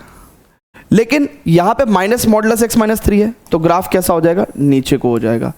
लेकिन प्लस का 2 ऐड किया है, तो इसका मतलब 2 पॉइंट ऊपर आ जाएगा, ठीक है, राइट। और बहुत ध्यान से देखेंगे, this is the graph of 2 minus modulus x - 3, ठीक है, इसका ग्राफ है। अच्छा, ये x एक्सिस को कहां टच करेगा, ठीक है, यानी कि जहाँ पे y 0 है, यानी कि बेसिकली मॉडुलस x - 3 की वैल्यू जहाँ पे 2 के इक्वल हो जाएगी, तो यानी कि x - 3 की वैल्यू +or -2, वही ये x = 5 हो जाएगा, और ये x = प्लस का 1 हो जाएगा, ठीक है। एक बार प्लस साइन, एक बार माइनस साइन लेके फिर इसने एंटायर ग्राफ के अंदर फिर मॉडुलस लिखा है। अब एंटायर ग्राफ के अंदर मॉडुलस लिखा है, तो इसका मतलब जो बेसिकली x एक्सिस के नीचे वाले पार्ट हैं वो ऐसे ले लेंगे ना, राइट, ऐसे ले लेंगे ऊपर को, और ये वाला भी हट जाएगा और ये भी ऊपर चला जाएगा। सो टेक्निकली आपके पास इस फंक्शन का ग्राफ कुछ ऐसा सा आ जाएगा, ठीक है ना। और यहाँ पे आपको साफ साफ दिख रहा है 3 जगह, ठीक है, 3 जगह, एक x = 3 पे, ठीक है, एक x = 3 पे, और एक x = 1 पे, ठीक है, 3 जगह फंक्शन नॉट डिफरेंशिएबल है, ठीक है ना, बिकॉज ऑफ कि भैया शार्प टर्न होने की वजह से। तो x = 1, x = 3 एंड x = 5 पे हम लोग क्या कर सकते हैं, इस पर्टिकुलर फंक्शन की वैल्यू निकाल सकते हैं, राइट है क्या, मतलब इस पर्टिकुलर एक्सप्रेशन की वैल्यू निकाल सकते हैं। So answer we will get as the 3 only, ठीक है। जल्दी से बताइएगा बच्चों, क्लियर है क्या, है ना। चलिए, सो ये इस तरह की जो ग्राफिंग टेक्निक है, ठीक है, ये मैंने कहाँ सिखा रखी है आपको, बेसिकली मॉडुलस फंक्शन जहां मैंने पढ़ा रखा है ना फंक्शन के अंदर, ठीक है ना, तो उस केस में मैंने इस तरह की ग्राफिंग आपको बताई है, ठीक है भैया, क्लियर है क्या। चलिए, अब हमारे पास 3 क्वेश्चंस हम लोग कर चुके हैं, let me just check it out. There are total 7 questions and the 7th question is a JEE advance question, तो लेट्स डू, है ना, 4 मोर क्वेश्चंस, ज़्यादा फर्क नहीं पड़ेगा, जल्दी जल्दी कर लेते हैं, आसान क्वेश्चंस हैं। अब बच्चों बहुत ध्यान से देखेंगे, JEE में 2023 में ये क्वेश्चन पूछा है, कह रहा let integral part of x denote the greatest integer function fx is equal to, अब fx क्या है बच्चों, it is max of 1 + x plus integral part of x, okay, then 2 + x, okay, then x + 2 integral part of x, okay, for x की value greater than equal to 0 and less than equal to 2. Let m be the number of points in the closed interval 0 to 2 where function is not continuous, and n be the number of points in open interval 0 to 2 where f is not differentiable. Then m plus n का whole square plus 2 का value बताइए। यानी कि m क्या है, point of discontinuity, and n क्या है, point of discontinuity, non differentiability, ठीक है। m क्या है भैया, point of not continuity, n क्या है भैया, पॉइंट ऑफ नॉट डिफरेंशिएबिलिटी। तो m प्लस n का होल स्क्वायर प्लस 2 हमको बताना है। सबसे पहले तो देखिए, ये जो फंक्शन है इसमें 0 से 2 तक मैक्स की बात करनी है। अब देखिए, हमको क्या करना पड़ेगा भैया, ये 0 है, राइट, ठीक है भैया, बहुत ध्यान से देखिएगा, 0 है और ये 2 है, ठीक है। इसके बीच में एक हमारे पास क्या भी आ जाता है, 1 आ जाता है, ठीक है। क्लियर है क्या? और तो कुछ नहीं भैया, 0 से 2 की बात चल रही है, 0 से 1, 1 से 2, ठीक है। अब बच्चों बहुत ही ध्यान से देखिएगा। ओके, ठीक है, मैं काम करता हूं, देखिए हमें भी पता है कि इसका मतलब, क्योंकि इसके अंदर integral part of x involve है ना भैया, इसके अंदर integral part of x involve है ना, तो इसका मतलब क्या है, हम भी इसको एक काम करते हैं, x की value greater than equal to 0 less than 1, x की value greater than equal to 1 less than 2 and x की वैल्यू 2, इन 3 जगहों पे इसकी वैल्यू निकालते हैं, क्योंकि इन 3 जगहों पे बेसिकली ग्रेटेस्ट इंटीजर फंक्शन हमको अलग अलग वैल्यू देगा, ठीक है। तो फंक्शन क्या हो जाएगा भैया, राइट, मैक्स की बात तो है ही। अब 0 से 1 के बीच में ये इंटीग्रल पार्ट ऑफ x 0 देगा, ठीक है, तो द फंक्शन की वैल्यू रहेगी 1 प्लस एक्स, ठीक है, और 2 प्लस एक्स, राइट। 0 to 1 के बीच में अगर हम लोग बात करें तो ये हमारे को 0 देगा, तो इट इज x, ठीक है, ओके। फिर 1 से 2 की बात करेंगे तो ये 1 देगा, तो 1 plus 1 2 plus x, right, it is 2 plus x, और 1 से 2 के बीच में ये 1 ही देगा, तो 2 प्लस एक्स, ठीक है। तो ये तो तीनों ही सेम डेफिनेशन आई, तो which is the maximum, all are equal है ना, तो नो मैक्सिमम एट ऑल। इन तीनों केस में ही हमको क्या लेना बच्चों, है ना, मैक्सिमम केस लेने हैं, मैक्सिमम केसेस लेने हैं, ठीक है, मैक्सिमम केसेस लेने हैं, ओके। अब बच्चों बहुत ही ध्यान से देखिएगा, x इक्वल टू 2 की बात कर रहे हैं तो 2 प्लस 1 3 प्लस एक्स, ठीक है, then it is 2 plus x, right, and it is 2 पे 2 दूनी 4 प्लस एक्स, ठीक है। अब देखिए, अब हमको इसमें मैक्स लेना है। अब देखिएगा बच्चों, डिफरेंट इंटरवल में क्या मैक्स आएगा। मैक्स का मतलब क्या है, y एक्सिस के अलोंग मैक्सिमम वैल्यू। अब अगर मैं let's say x equal to 0 पे ये लेता हूं, तो ये 0 देगा, ये 2 देगा और ये 1 देगा, x की वैल्यू 0 पे है ना भाई, उस इंटरवल में x की वैल्यू 0 ली मैंने, तो ये सबसे ज्यादा देगा, तो यानी कि इसका मतलब अपने को क्या करना है बच्चों, ये वाला फंक्शन डिसाइड करना है, यही मैक्स है। यहां पे तो 2 प्लस एक्स ही रहेगा, तो ये पूरा ही मैक्स रहेगा। अब यहां पे अगर मैं बात करता हूं तो 2 पे x इक्वल टू 2 पे 4 2 6 2 2 4 और 3 2 5, तो ये मैक्स बैठेगा। सो टेक्निकली है ना, अब हमको क्या ले लेना चाहिए, बेसिकली इन इंटरवल्स में मुझे फंक्शन को कुछ ऐसे डिफाइन कर देना चाहिए, इट विल बी, है ना, इस केस में ये वाला मैक्स, राइट, और इस केस में तो यानी कि x की वैल्यू जब मैं 0 से लेके 2 तक रखूंगा तो 2 प्लस एक्स ही आ रहा है ना भाई, ये मैक्स और ये तीनों तो इक्वल, और फिर x इज इक्वल टू 2 पे 4 प्लस एक्स, ठीक है। ये अब आपको भी पता चल गया होगा कि अगर मैं 0 से 2 तक के फंक्शन के ग्राफ की बात करूं तो 0 से 2 तक 2 प्लस एक्स है भैया, ठीक है, तो यानी कि 0 पे it's value will be 0 plus 2 2, ठीक है, ठीक है, और 1 पे इसकी वैल्यू कितनी होगी भैया, इट इज 2 प्लस 1 3, ठीक है, 3, हाँ या, ठीक है, और 2 पे इसकी वैल्यू कितनी होगी भैया, 2 प्लस 2 4, बट यहां पे नॉड है, फिर 2 पे वैल्यू एग्जैक्टली 2 प्लस 4 6, ओके। सो देखिए, अब उसने क्या कहा था, m be the point of discontinuity. So point of discontinuity की बात करेंगे भैया, ये फंक्शन सिर्फ एक जगह पे, देखिएगा 2 पे इसकी वैल्यू कितनी आई भैया, 2 पे इसकी वैल्यू 2 प्लस 4 6 हो गई। तो अगर मैं बात करूं तो ये पॉइंट ऑफ डिसकंटिन्यूटी, मतलब point of discontinuity, right, it is 1 only, ठीक है भैया। क्लोज इंटरवल 0 से 2 के बीच में हमारे पास एक ही पॉइंट ऑफ डिसकंटिन्यूटी आया, 2 पे, ठीक है, 2 पे। और n क्या है, point of differentiability, non differentiability. अब देखिए, जब उसने नॉन डिफरेंशिएबिलिटी की बात करी तो उसने ओपन इंटरवल को कंसीडर किया। अब ओपन इंटरवल में 0 से 2 तक ओपन इंटरवल की अगर मैं बात करूं तो ये फंक्शन कहीं पे भी नॉट डिफरेंशिएबल नहीं है, ऑलवेज डिफरेंशिएबल है, क्योंकि यहां से लेके यहां तक बच्चों ये फंक्शन स्मूथ है, कॉन्टिन्यूअस है, तो इसका मतलब ये 0 हो गया।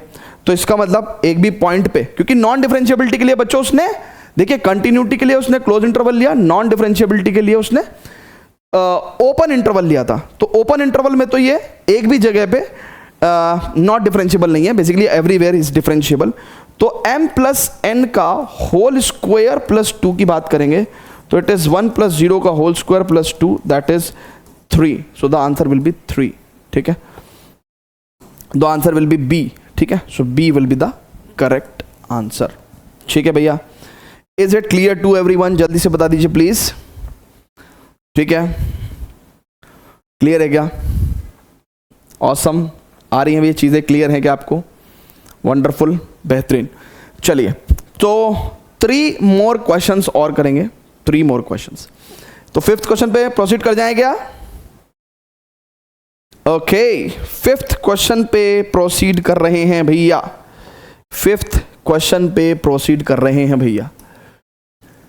कह रहा late this denote the greatest integer less than or equal to t, then let fx is x minus integral part of x, gx is 1 minus x plus integral part of x, hx is minimum of fx and gx, है ना, minimum of fx और gx, ठीक है।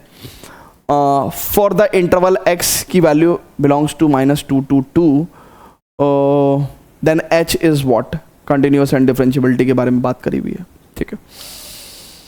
Okay, so basically h x क्या है बच्चों? It is minimum of f x and g x, right, within the interval -2 to 2, ठीक है। अब बच्चों बहुत ही ध्यान से देखेंगे, एफ एक्स आपका क्या है? अगर आप एफ एक्स को देखें बहुत ध्यान से, तो x में से अगर इंटीग्रल पार्ट ऑफ x घटा दिया तो ये फ्रैक्शनल पार्ट ऑफ x बन गया, ठीक है, ठीक है भैया। और gx की बात मैं बताऊं आपको, तो gx देखिए इंटीग्रल पार्ट ऑफ x होने की वजह से कई तरीके से डिफाइन होगा। तो देखिएगा, बहुत ध्यान से देखिएगा भैया, fx तो आपने लिख दिया फ्रैक्शनल पार्ट ऑफ x, इसका ग्राफ तो हमें पता ही है कैसा होता है, तो हम लोग ग्राफिकली चेक कर लेंगे कि भैया मिनिमम हमको कंसीडर करना है। gx की अगर हम लोग बात करते हैं बच्चों, तो gx का जो फंक्शन है वो basically 1 minus x plus integral part of x है। ग्राफ जिसने ड्रॉ कर दिया उसके लिए ये क्वेश्चन बड़ा आसान हो जाएगा। सो अगर बहुत ही ध्यान से देखेंगे तो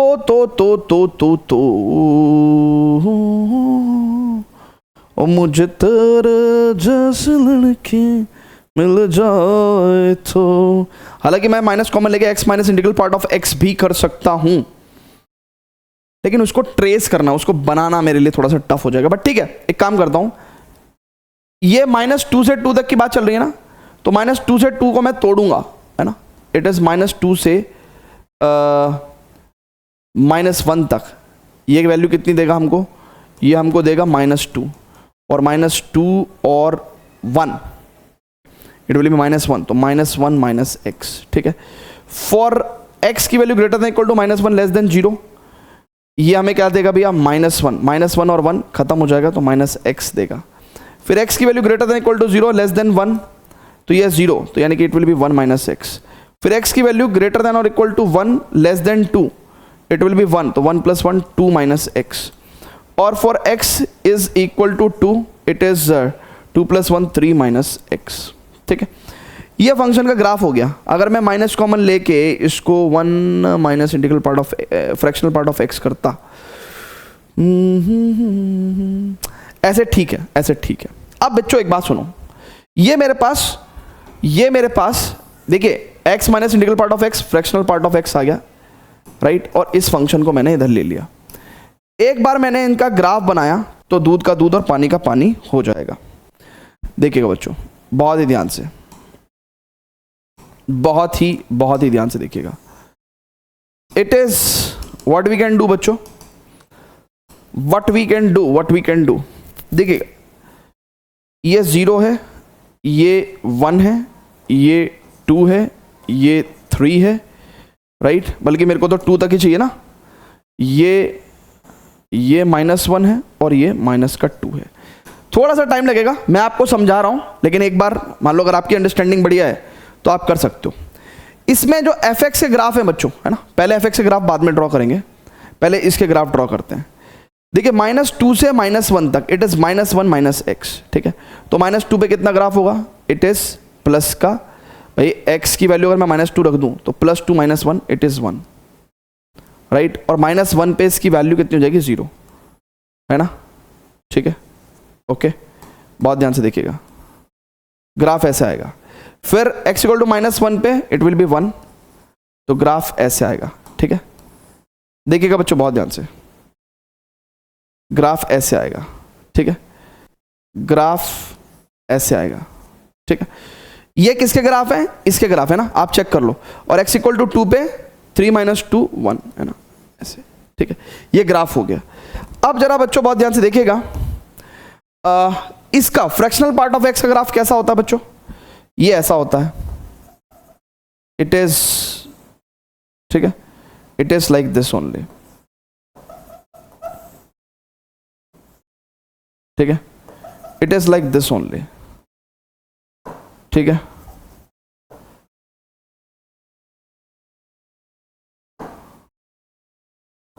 ठीक है, ये फ्रैक्शनल पार्ट ऑफ x का ग्राफ हो गया, ठीक है। अब मिनिमम की बात कर रहे हैं, तो मिनिमम में क्या आएगा भैया, ये ये ये ये ये ये और ये, ठीक है। और फ्रैक्शनल पार्ट ऑफ x जो है वो 2 पे कितना दे देगा, वैल्यू 0 दे देगा। सो ये ग्राफ एक्चुअल में यहां से लेके यहां तक ये मिनिमम है ना, this is the minimum, right. दोनों ग्राफ्स को हमने ड्रॉ किया और उसका मिनिमम एरिया ले लिया हम लोगों ने, ठीक है।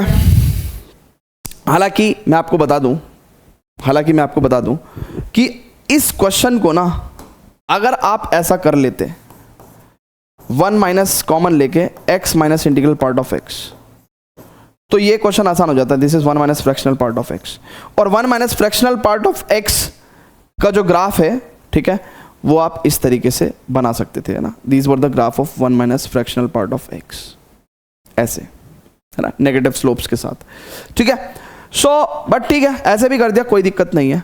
अब इस पूरे -2 से 2 तक के इंटरवल में उसने क्या कहा भैया, कंटिन्यूअस तो है हर जगह ग्राफ, हाँ कंटिन्यूअस तो है, बट डिफरेंशिएबल कितनी जगह नहीं है। देखो यहाँ डिफरेंशिएबल नहीं है, यहाँ डिफरेंशिएबल नहीं है, यहाँ डिफरेंशिएबल नहीं है, यहाँ डिफरेंशिएबल नहीं है, यहाँ डिफरेंशिएबल नहीं है, यहाँ डिफरेंशिएबल नहीं है, यहाँ डिफरेंशिएबल नहीं है। सो कह रहा है continuous in -2 to 2 but not differentiable eight more than 4 points. हाँ, 1 2 3 4 5 6 7 जगह नॉट डिफरेंशिएबल है, राइट। अगर हम ओपन इंटरवल की बात करें तो 7 जगह नॉट डिफरेंशिएबल है। तो continuous in -2 to 2 but not differentiable eight more than 4 points, yes, A is the correct answer, A is the correct answer, ठीक है। तो देखिए मेरे को समझाने में समय लगता है, और ये प्रीवियस ईयर क्वेश्चंस हैं, यानी कि ये तब पूछे जाते हैं जब एक बच्चे ने पूरे साल भर 2 साल पढ़ लिया, 4 साल पढ़ लिया। तब भी जो 9 से शुरू करते हैं वो 4 साल पढ़ते हैं, जो 11वीं से शुरू करते हैं 2 साल, 12वीं से शुरू करते हैं 1 साल, ड्रॉपर वाले 1 साल। तो ये तब पूछे गए जब आपकी पूरी तैयारी है, और by the end of the year जब आप पूरी तैयारी कर लेते हैं तो ये तरह के फंक्शन के ग्राफ वगैरह बनाना आपके लिए मतलब एक तरीके से मैं कह रहा हूँ बहुत ही ज़्यादा आसान काम है ना। ये क्वेश्चन आपको मैं अगर कराऊंगा ना पेपर से पहले, आपको यार ये क्या करा रहे हो यार, ये तो अभी ठीक है प्रिपरेशन के टाइम पे, ठीक है ना। चलिए, तो ये वेरी इजी क्वेश्चन, तो यानी कि A will be the correct answer, yes, A is the correct answer. Now two more questions बच्चों, and then this game will be over. आन चले, 2 क्वेश्चन के बाद चैप्टर खत्म हो जाएगा, मतलब एक लेक्चर खत्म हो जाएगा, ठीक है भैया, ठीक है, यस। सो 2 मोर क्वेश्चंस बच्चों, 2 मोर क्वेश्चंस। जेई में 2023 में ये सवाल पूछा गया भैया, वीडियो को पॉज करके आप खुद से भी क्वेश्चन को सॉल्व करने का ट्राई कर सकते हैं। कह रहा है f -2 to r be defined by this function where integral part of x denotes the greatest integer function if m and n respectively are the number of points in open interval -2 to 2 at which y is equal to modulus of fx is not continuous and not differentiable, then m plus n is equal to what? So basically देखिएगा बच्चों बहुत ध्यान से, m जो है वो point of not continuous है, n जो है वो पॉइंट ऑफ नॉट डिफरेंशिएबल है, ठीक है। m प्लस n का वैल्यू बताना है इन द ओपन इंटरवल -2 to 2, ठीक है। वेयर फंक्शन आपको लेना है y equal to modulus of fx, है ना, modulus of fx, okay. So देखिएगा बच्चों बहुत ही ध्यान से, सबसे पहले तो मॉड्यूलस ऑफ fx से पहले अपने को ये देखना पड़ेगा कि भाई फंक्शन क्या है। अब देखिएगा बच्चों बहुत ही ध्यान से, ये जो इंटीग्रल पार्ट ऑफ x है ये लफड़ा करता है, ठीक है। कैसे लफड़ा करेगा? x की वैल्यू जब greater than -2 and less than -1 रहेगी तब, जब x की value greater than equal to -1 and less than 0 रहेगी तब ये फंक्शन कैसा रहेगा भैया? इट इज इसकी वैल्यू कितनी आएगी, है ना, इस केस में -2, सो -2x -2x, ठीक है। इस केस में इसकी वैल्यू कितनी आएगी भैया? बहुत ध्यान से देखिएगा, x की वैल्यू जब -1 से 0 के बीच में रहेगी इट विल गिव -1, है ना, so it is -x, okay. Then बच्चों x की वैल्यू जब ग्रेटर देन इक्वल टू 0 है एंड लेस देन 1 है, राइट। सो यहां पे जो वैल्यू आएगी वो 0 into anything 0, right. And then x की वैल्यू जब ग्रेटर देन इक्वल टू 1 रहेगी एंड लेस देन 2 रहेगी, so it will be 1 into x -1, ठीक है। So graph will be like this only, ठीक है, क्लियर है भैया? ओके, अब जरा हम लोग फंक्शन का ग्राफ ड्रॉ कर दें। तो 0 और 0 से 1 तक के फंक्शन की वैल्यू, है ना, 1 2 इट इज -1 इट इज -2। सो बहुत ध्यान से देखेंगे बच्चों, 0 से 1 तक की वैल्यू फंक्शन की कितनी है भैया? 0 ही है, ठीक है। और 1 पे एग्जैक्टली 0 है, और फिर 2 पे 2 -1, यानी कि इस तरीके से वैल्यू चली जाएगी, ठीक है। और -1 से 0 के बीच में -x है, तो x की वैल्यू अगर मैं -1 रखता हूँ तो इट विल बी +1, ठीक है। और x की वैल्यू 0 रखता हूँ तो it will come out as 0। And then x की वैल्यू -2 रखता हूँ अगर मैं, सो इट विल बी +4, ठीक है। सो कुछ समवेयर अराउंड ऐसे वैल्यू आएगी ना, x की वैल्यू -1 रखने पे इट इज़ गिविंग मी, है ना। अगर आप बहुत ध्यान से देखेंगे तो -2 पे इसकी value it will B 4 and -1 पे इसकी वैल्यू एग्जैक्टली यहाँ पे अगर x की वैल्यू -1 रखेंगे +2, यानी कि ये देखिएगा बच्चों बहुत ध्यान से, इस तरीके से ये आएगा फंक्शन का वैल्यू। अब -2 से 2 के बीच में नॉट कंटिन्यूअस के कितने पॉइंट हैं? इट इज, अच्छा, ये पूरा का पूरा जो फंक्शन है ये ऑलरेडी x एक्सिस के अबव ही है, तो मॉडुलस रखने से कुछ उखड़ा नहीं, है ना, मॉडुलस रखने से कुछ चेंज नहीं हुआ। ये फंक्शन का ग्राफ एंटायरली -2 से 2 तक में वैसे भी x एक्सिस के अबव ही था। x एक्सिस के अबव क्वांटिटी मतलब y वैसे भी पॉजिटिव ही था यहाँ पे, तो इसका मतलब मॉडुलस रखने से भी कोई फर्क नहीं आएगा। तो इसका मतलब बच्चों एक पॉइंट पे तो डिसकंटिन्यूटी आ गई, सो m इज इक्वल टू 1, ठीक है। अच्छा, नॉन डिफरेंशिएबिलिटी की बात करेंगे बच्चों, तो देखिए जहां पे डिसकंटिन्यूटी है एक तो वहां पे डिफरेंशिएबल नहीं होगा, शार्प टर्न पे भी डिफरेंशिएबल नहीं होगा, राइट। सो 3 जगह डिफरेंशिएबल नहीं है, तो यानी कि इसका मतलब m प्लस n की वैल्यू कितनी होगी? 1 + 3 = 4, सो 4 will be the correct answer. Clear है क्या? जल्दी से बता दीजिए please.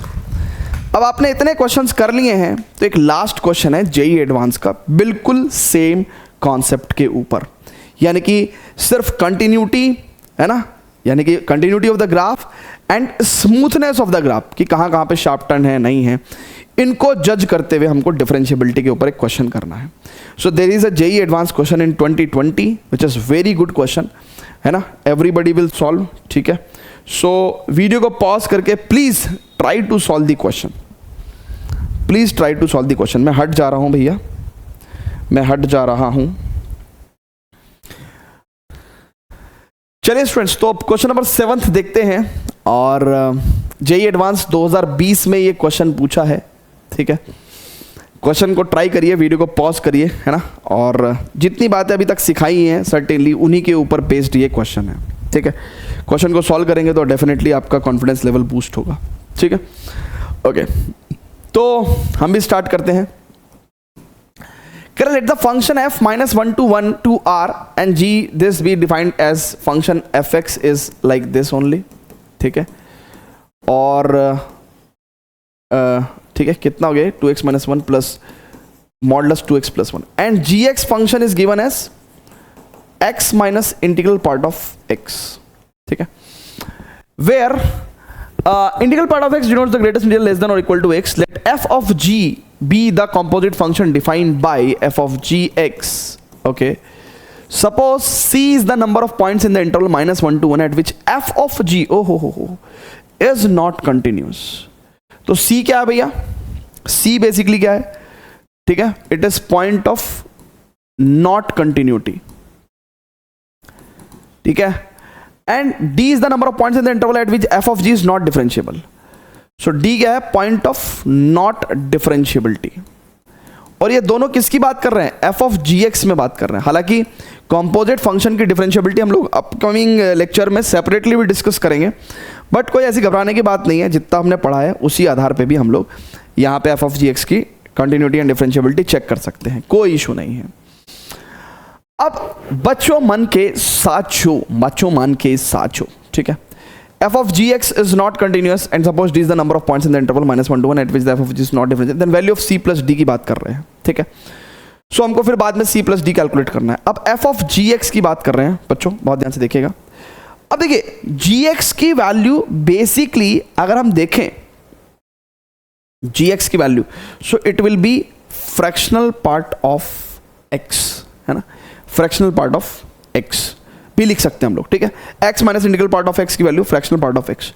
So f of gx की बात करें तो gx की जगह सीधा मैं फ्रैक्शनल पार्ट ऑफ x भी रख सकता हूं। अगर आपको फ्रैक्शनल पार्ट से डर लगता है तो आप फिर इंटीग्रल पार्ट ही रखेंगे, ठीक है। और फिर आपको क्या करना पड़ेगा, क्योंकि ये जो f ऑफ gx है वो माइनस 1 to 1 में डिफाइंड है, तो फिर आप माइनस 1 to 1 जितने भी इंटीग्रल इंटरवल बन जाएंगे, है ना, -2 से -1 तक, फिर -1 से 0 तक, फिर 0 से 1 तक, है ना। तो फिर आपको वैसे डिफाइन करना पड़ेगा, ठीक है, फिर आपको वैसे डिफाइन करना पड़ेगा। बट मैं इसको फ्रैक्शनल पार्ट से करवा रहा हूँ, ठीक है। इंटीग्रल पार्ट्स आप खुद करके देखेंगे, ठीक है। ओके, अब जरा हम इसको सॉल्व करेंगे बच्चों, ठीक है। अब बच्चों देखो बहुत ध्यान से, मॉडुलस है, सबसे पहले तो मॉडुलस को डील करना पड़ेगा। पहली बात तो फ्रैक्शनल पार्ट ऑफ एक्स जिंदगी में हमेशा 0 से, है ना, its value is greater than equal to 0 and less than 1।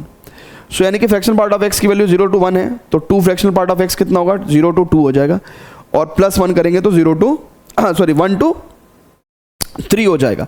तो यानी कि ये एंटायर क्वांटिटी हमेशा पॉजिटिव होने वाली है, तो मॉडुलस हटा दो, है ना, कोई दिक्कत नहीं है। ये सभी एक्स के लिए पॉजिटिव होने वाला है, तो मॉडुलस हमने हटा दिया, ठीक है। ओके, इसकी दिक्कत है भैया सिर्फ, ठीक है। अब इसकी दिक्कत क्या है भैया? अब आपको पता है कि फ्रैक्शनल पार्ट ऑफ एक्स की वैल्यू 0 to 1 के बीच में रहती है, ठीक है। अब ये भाई साहब कहां पे 0 हो रहे हैं? फ्रैक्शनल पार्ट ऑफ एक्स की वैल्यू जहां पे हाफ है, ठीक है। ये फ्रैक्शनल पार्ट ऑफ एक्स की बात चल रही है भैया यहाँ पे, तो यानी कि हाफ से बड़ी वैल्यू पे ये पॉजिटिव रहेंगे, ठीक है। हाफ से बड़ी वैल्यू पे ये पॉजिटिव रहेंगे, हाफ से छोटी वैल्यू पे नेगेटिव रहेंगे, और हाफ पे ये 0 रहेंगे ना। फ्रैक्शनल पार्ट ऑफ एक्स की वैल्यू जब हाफ रहेगी तो 0 रहेंगे। तो इसका मतलब मैंने यहाँ पे f ऑफ जी एक्स को रीडिफाइन कर देना है। क्या कह देना भैया कि जब फ्रैक्शनल पार्ट ऑफ x की वैल्यू ग्रेटर देन और इक्वल टू हाफ रहेगी, ठीक है, सो ये क्वांटिटी 0 और पॉजिटिव होगा, तो मॉडुलस की ज़रूरत नहीं है, ठीक है। 2 fractional part of x minus 1 plus remaining is 2 fractional part of x plus 1, ठीक है। तो ये 1 से 1 कट गया, और ये 4 फ्रैक्शनल पार्ट ऑफ x हो गया, ठीक है भैया। सो ये 4 फ्रैक्शनल पार्ट ऑफ x हो गया, ठीक है, when fractional part of x की value greater than equal to half, and when fractional part of x की value is less than half, तो इसका मतलब ये क्वांटिटी भैया कैसी होगी? नेगेटिव होगी। और नेगेटिव क्वांटिटी के लिए क्या होता है? नेगेटिव क्वांटिटी के लिए क्या होता है भैया? बहुत ध्यान से देखेंगे, नेगेटिव क्वांटिटी के लिए क्या होता है? मॉडुलस एक नेगेटिव और देता है, ठीक है। So what we will get बच्चों, इससे ये कट गया और 1 + 1 2 आ गया, ठीक है। अब ये हमारे पास बच्चों सही मायने में क्वेश्चन आ गया, ठीक है, ये हमारे पास आ गया, ठीक है। इतनी जानकारी सभी लोग नोट कर लेंगे प्लीज, ठीक है, क्योंकि अब मैं आप ग्राफ ड्रॉ करूंगा, ठीक है। चलिए इतनी जानकारी अब हम लोगों को मिल गई। ये हमने एफ ऑफ जी एक्स को ऐसे कन्वर्ट कर लिया, इतनी जानकारी आपने नोट कर ही ली, ठीक है। और हमने ये फंक्शन ऐसे चेंज कर लिया, ठीक है। अब बच्चों बहुत ही ध्यान से समझिएगा, फ्रैक्शनल पार्ट ऑफ एक्स अगर आपको पता है, अब क्वेश्चन में यहां तक कोई लफड़ा नहीं था एज सच, ये तो इजीली कोई भी कर सकता है। क्वेश्चन में चैलेंज ये है कि जब x की वैल्यू -1 से 1 तक है तो कहां कहां पे फ्रैक्शनल पार्ट ऑफ x का value greater than equal to half रहेगा। अब देखो टेक्निकली अगर मैं बताऊं तो x की वैल्यू जब हाफ से 1 तक रहेगी तो फ्रैक्शनल पार्ट ऑफ x का वैल्यू ज्यादा आएगा, हाफ या हाफ से ज्यादा। यूनियन अगर आप बहुत ध्यान से देखेंगे नेगेटिव सेंस में मैं आपको बता दूं कि अगर आप नेगेटिव में होता क्या है कि 1 माइनस करके फ्रैक्शनल पार्ट की वैल्यू देते हैं, राइट। सो अगर मैं माइनस का हाफ से 0 लेता हूं, ठीक है, लेट्स से ये इंटरवल ले लेता हूं, तो इसमें क्या होगा बच्चों, ठीक है। इनफैक्ट मैं इसको ऐसे ले लेता हूं ना, इट इज नेगेटिव हाफ से, ठीक है, नेगेटिव हाफ से 0 तक। अब इसमें क्या होगा, लेट्स से मैंने माइनस हाफ लिया तो ये का फ्रैक्शनल पार्ट कितना होता है 1 माइनस हाफ से, यानी कि हाफ। या फिर अगर मैंने लेट्स से -1/4 लिया तो इसका फ्रैक्शनल पार्ट कितना आता है भैया, इसका फ्रैक्शनल पार्ट कितना आता है बच्चों, इट इज 1 - 1/4 यानी कि 3/4। तो यानी कि वो वैल्यू फिर फ्रैक्शनल पार्ट ऑफ x की वैल्यू हाफ से ज़्यादा रहेगी, ठीक है भैया, क्लियर है क्या, ठीक है। सो यानी कि यहाँ पे हमने लिखा x की value will belongs to -1/2 to 0, ठीक है, यूनियन ½ to 1, ठीक है, ओके।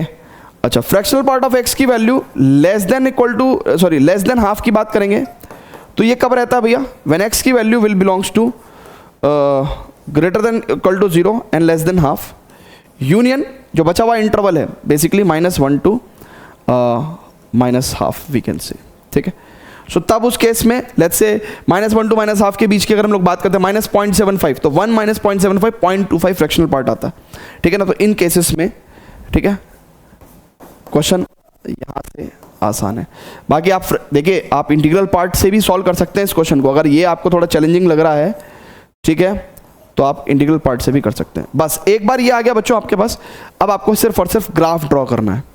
देखिए ग्राफ ड्रॉ कर रहा हूँ बच्चों मैं, ठीक है, ग्राफ ड्रॉ कर रहा हूँ, यानी कि समझिए -1, राइट, -1/2, 0, हाफ और प्लस का 1, ठीक है। सो -1/2 से यहां से शुरू करते हैं, -1 से -1/2 तक the function is taking the value as 2, so it is 2, ठीक है। -1/2 इंक्लूडेड नहीं है ना, -1/2 इंक्लूडेड नहीं है। फिर -1/2 जब इंक्लूडेड है तो यहाँ पे ये वाली वैल्यू रखेंगे तो इसका फ्रैक्शनल पार्ट है ना, फ्रैक्शनल पार्ट ऑफ -1/2 कितना आता है बच्चों, हाफ ही आता है ना, 1 - ½ इज हाफ, तो हाफ इंटू 4 दैट इज 2, तो यानी कि 2 ही मिलेगा। फिर -1/2 से 0 तक क्या मिलेगा भैया, अब देखिए कोई नंबर है which is very lesser than just 0, right, यानी कि वी कैन से -0.1, तो 1 - 0.1 इज 0.9, 4 9 36, 3.6, यानी कि क्लोज टू 4 मिलेगा ये, ठीक है, क्लोज टू 4 मिलेगा, ठीक है, इट इज क्लोज टू 4। अगर हम लोग देखें बहुत ध्यान से तो इट इज 4 है ना, यहाँ पे 4 है, ठीक है। फिर भाई देखो ना 0 के जस्ट लेफ्ट में -0.1, उसका फ्रैक्शनल पार्ट होगा 1 - 0.1 0.9, तो 4 × 0.9 3.6, यानी कि क्लोज टू 4। फिर अब 0 पे एग्जैक्टली क्या वैल्यू लेंगे भैया, 2, ठीक है, तो इट इज 2, और यहां से 0 से हाफ तक 2 ही रहेगा। हाफ पे एग्जैक्टली वैल्यू कितनी होगी, वो भी 2, राइट। एंड हाफ से लेके 1 तक की अगर हम लोग बात कर रहे हैं, हाफ से लेके अगर हम लोग 1 तक की बात कर रहे हैं, सो हाफ पे 2 और 1 की बात करेंगे तो 1 से जस्ट छोटे नंबर पे 0.9 पे फ्रैक्शनल पार्ट 0.9 है ना, तो ये भी कुछ इस तरीके से जाएगा, ठीक है। तो ग्राफ हमारे पास कुछ ऐसा ऑब्टेन हो गया। अब देखिएगा point of not differentiability in the open interval -1 to 1 की बात कर रहे हैं, तो यहां पे डिफरेंशिएबल नहीं है, यहां पे भी डिफरेंशिएबल नहीं है, यहां पे भी डिफरेंशिएबल नहीं है, तो पॉइंट ऑफ नॉट डिफरेंशिएबिलिटी तो 3 हो गए। पॉइंट ऑफ नॉट कंटिन्यूटी सिर्फ 1 है, -1 से 1 के बीच में सिर्फ एक पॉइंट ऑफ नॉट कंटिन्यूटी है. So 3 + 1 that is equal to 4 should be our answer. ठीक है भैया, 4 इज अवर आंसर. ठीक है, क्लियर है क्या? जल्दी से बता दीजिए प्लीज. ठीक है, और इसके अंदर हमने ये भी बात कंसिडर करी है कि एफ ऑफ जी एक्स की कंटिन्यूटी कंसिडर करते समय हम लोगों ने एफ ऑफ जी एक्स का ग्राफ को तो देखा ही है, फिर जी एक्स की कंटिन्यूटी भी हमने इंश्योर करी है. और जी एक्स कहाँ डिसकंटिन्यूस होता है? इंटीग्रल पॉइंट पे. तो -1 के बीच में, -1 से 1 के बीच में सिर्फ एक ही इंटीग्रल पॉइंट था जहाँ पे हमारा डिसकंटिन्यूटी आई है. ठीक है ना, तो वही एफ ऑफ जी एक्स में भी आई है, वही जी एक्स की भी डिसकंटिन्यूटी है, तो रिपीट हो रही थी, तो इसलिए हमने एक ही बार कंसिडर किया है. ठीक है, सो सी प्लस डी का वैल्यू कितना आ गया? 3 + 1 4. ठीक है, so basically I am running out of time. Otherwise मैं इस क्वेश्चन को एक बार आपको इंटीग्रल पार्ट लेके भी कराना चाह रहा था. ठीक है, तो आप एक बार घर से ट्राई करिएगा, आसान है और डेफिनेटली हो जाएगा, और हो जाएगा तो बड़ा मज़ा आएगा. ठीक है, thank you very much students. इसके नोट्स आप हमारे विद्यावाइज ऐप के फ्री स्टडी मिले सेक्शन के अंदर जाके डाउनलोड कर सकते हैं. अगले लेक्चर के अंदर हम लोग डिस्कस करेंगे डिफरेंशियबिलिटी एट अ पॉइंट, उसके बाद differentiability over an interval, differentiability of the composite function, algebra of derivatives, है ना. सो टोटल 5 टॉपिक है. कराने को अलग अलग लेक्चर में भी करा सकता हूँ, किसी एक पर्टिकुलर लेक्चर के अंदर 2 टॉपिक भी कंबाइन कर सकता हूँ, है ना. बट कॉन्सेप्चुअली इन क्वेश्चंस के अंदर डीप जाने के लिए थोड़ा सा हमको क्या करना पड़ता है ना, मतलब कॉन्सेप्ट को समझने के बाद क्वेश्चंस में उन कॉन्सेप्ट्स को अप्लाई करने के लिए वी नीड टाइम. ठीक है, उम्मीद करता हूँ ये क्वेश्चन आपको बिल्कुल ढंग से समझ में आया होगा. ठीक है, एक बार फिर से इस क्वेश्चन को खुद से प्रैक्टिस करिएगा. ठीक है, okay, see you in the next lecture. Till then good bye, love you all बच्चों, बाय बाय.